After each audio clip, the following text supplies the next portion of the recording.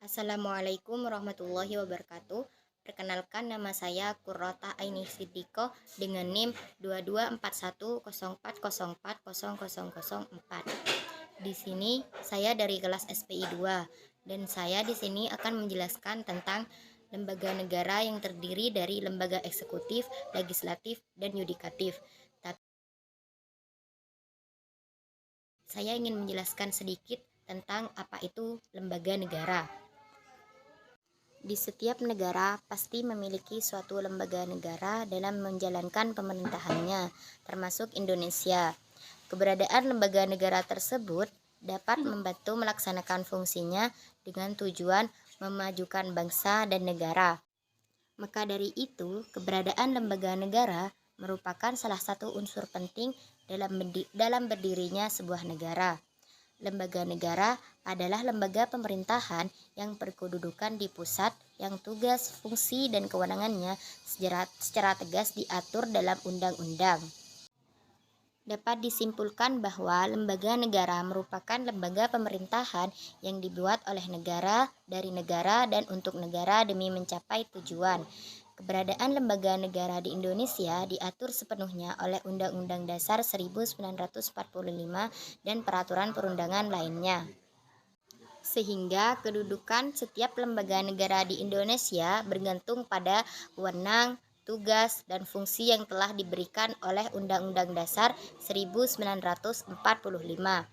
Ada beberapa tugas lembaga negara yang diantaranya adalah: 1. Menciptakan suatu lingkungan negara yang kondusif, aman, dan harmonis. 2. Menjaga penghubung antar negara dengan rakyat. Dan yang ketiga, menjadi sumber inspirator dan aspirator rakyat. Yang keempat, membantu menjalankan roda pemerintahan negara. Dan yang terakhir atau yang kelima yaitu memberantas adanya tindak korupsi, kolusi, dan nepotisme atau KKN. Secara umum terdapat 3 lembaga negara yang menjalankan pemerintahan. Ini yang pertama, lembaga eksekutif, yang kedua, lembaga legislatif, dan yang ketiga adalah lembaga yudikatif. Yang pertama, saya akan menjelaskan terlebih dahulu apa itu lembaga eksekutif. Lembaga eksekutif merupakan suatu lembaga yang diberi kekuasaan untuk melaksanakan undang-undang. Lembaga eksekutif terdiri dari presiden, wakil presiden, kementerian negara, pejabat setingkat menteri, dan lembaga kementerian non-kementerian. Presiden dan wakil presiden adalah pemimpin dalam lembaga ini. Secara sempit, lembaga eksekutif diartikan sebagai kekuasaan yang dipegang oleh raja atau presiden beserta menteri-menterinya. Dalam arti luas, lembaga eksekutif mencakup para pegawai negeri sipil dan militer. Oleh sebab itu, secara sederhana, lembaga eksekutif dapat disebut sebagai pemerintah. Tugas lembaga eksekutif sebagai seorang kepala negara dan kepala pemerintahan, yaitu presiden, memiliki beberapa tugas. Tugas lembaga eksekutif ini dapat dikelompokkan berdasarkan bidangnya, yaitu yang pertama yaitu bidang administratif, bertugas melakukan undang-undang serta perundang-undangan lainnya dan menyelenggarakan administrasi negara. Yang kedua yaitu bidang legislatif, bertugas membuat atau merancang undang-undang dan membimbingnya dalam badan perwakilan rakyat hingga menjadi sebuah undang-undang.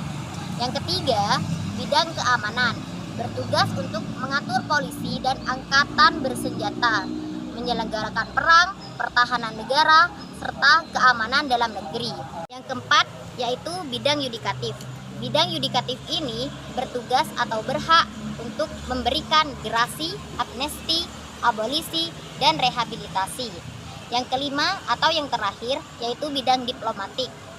Di bidang diplomatik bertugas menyelenggarakan hubungan diplomatik dengan negara-negara lain.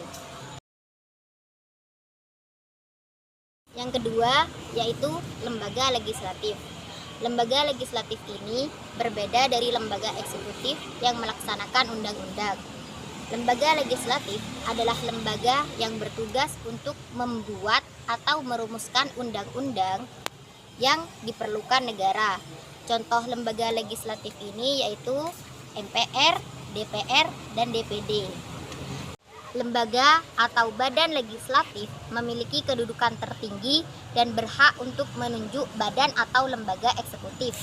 Kemudian, dalam sistem presidensial, lembaga legislatif merupakan cabang pemerintahan yang sama dan bebas dari badan eksekutif. Lembaga legislatif adalah lembaga yang bertugas untuk membuat atau merumuskan undang-undang yang diperlukan negara. Lembaga legislatif ini mempunyai contoh antara lain MPR, DPR, dan DPD. Jika dirincikan, peraturan-peraturan yang dibuat lembaga legislatif adalah peraturan terkait ekonomi, politik, budaya, hukum, keamanan, pajak, penyiaran, kekayaan intelektual, dan lainnya. Fungsi utama lembaga legislatif.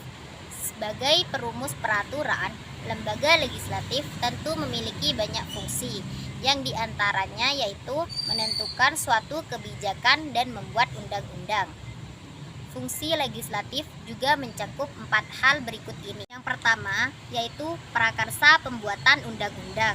Yang kedua, pembahasan mengenai rancangan undang-undang. Yang ketiga, persetujuan atas pengesahan rancangan undang-undang. Yang keempat, memberikan persetujuan pengikatan ataupun ratifikasi atas perjanjian ataupun persetujuan internasional serta dokumen hukum yang mengikat lainnya. Yang ketiga yaitu lembaga yudikatif. Lembaga yudikatif merupakan lembaga pemerintahan yang memiliki wewenang untuk menafsirkan isi undang-undang serta memberi sanksi pelanggaran. Dalam pelaksanaannya, lembaga yudikatif harus bebas dari campur tangan dari lembaga eksekutif. Hal ini bertujuan agar penegakan hukum serta keadilan tidak bersebelah dan tidak terlalu memihak. Lembaga ini berfungsi untuk mengadili penyelewengan konstitusi dan peraturan perundang-undangan oleh institusi pemerintahan. Dalam menjalankan tugas dan fungsinya, lembaga yudikatif bersifat independen dan terbebas dari intervensi pemerintahan. Lembaga yudikatif di Indonesia terdiri dari Mahkamah Agung, Mahkamah Konstitusi, dan Komisi Yudisial. Jadi, secara singkat, menurut Undang-Undang Dasar 1945, kekuasaan yudikatif di Indonesia dijalankan oleh lembaga Mahkamah Agung serta badan peradilan yang berada di bawahnya, dan Mahkamah Konstitusi atau MK. Lembaga yudikatif mempunyai tugas untuk menyelenggarakan peradilan untuk menegakkan hukum keadilan. Lembaga ini terdiri dari 1. Mahkamah Agung atau MA. Mahkamah Agung atau MA punya tugas untuk melaksanakan kekuasaan kehakiman paling tinggi.